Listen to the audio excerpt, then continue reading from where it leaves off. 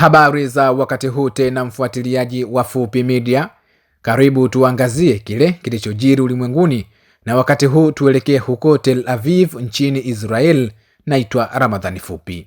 Waziri Mkuu wa Israel Benjamin Netanyahu amepigwa na butwaa, anashangaa na haamini macho yake kuhusu maamuzi yaliyofanywa na serikali ya Marekani dhidi ya Wahodhi. Serikali ya Marekani imesema kwamba imesitisha mapigano dhidi ya wapiganaji wa Kihodhi kutoka nchini Yemen, jambo ambalo limeishangaza Israel, hasa waziri mkuu wa Israel Bwana Benjamin Netanyahu, ambaye nyakati zote amekuwa akishirikiana na Marekani kuwashambulia Wahodhi, lakini wakati huu Marekani imeamua kusitisha mapigano.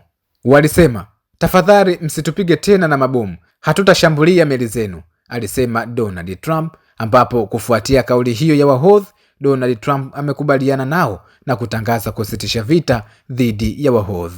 Licha ya Wahodhi kusitisha mapigano dhidi ya Marekani, lakini wapiganaji hao wa Kihodhi wametoa angalizo na tahadhari kwa Israeli ya kwamba wasijisahau, wakidai kuwa usitishaji wao wa vita ni dhidi ya Marekani tu, lakini Israel wataendelea kupokea mashambulizi kila uchao. Wahodhi wamesema kwamba hawasitishi vita na Israel, bali ni Marekani tu, hivyo kwa Israel wataendelea kupeleka mashambulizi. Waziri Mkuu wa Israel Benjamin Netanyahu ameonekana kusikitishwa na kushtushwa juu ya maamuzi ya Donald Trump, akiamini kwamba maamuzi hayo ni kama vile usaliti ambao Marekani unafanya dhidi ya Israel.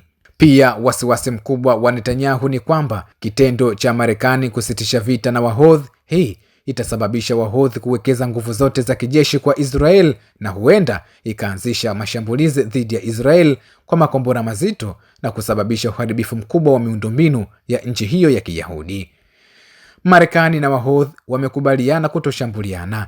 Marekani imesema kwamba Wahodhi wamekubali kuacha kushambulia meli zetu, hivyo na Marekani pia imesema itaacha kuwashambulia Wahodhi.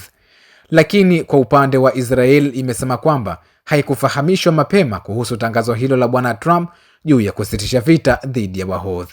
Mfuatiliaji wa Fupi Media, hayo ni machache yaliyojiri wakati huu ambapo Marekani imekubali kusitisha mapigano na Wahodhi, huku Wahodhi wakitoa tahadhari kwamba usitishaji wa vita ni kati ya Wahodhi na Marekani, hivyo Israel itaendelea kupokea mashambulizi, wala wasijisahau.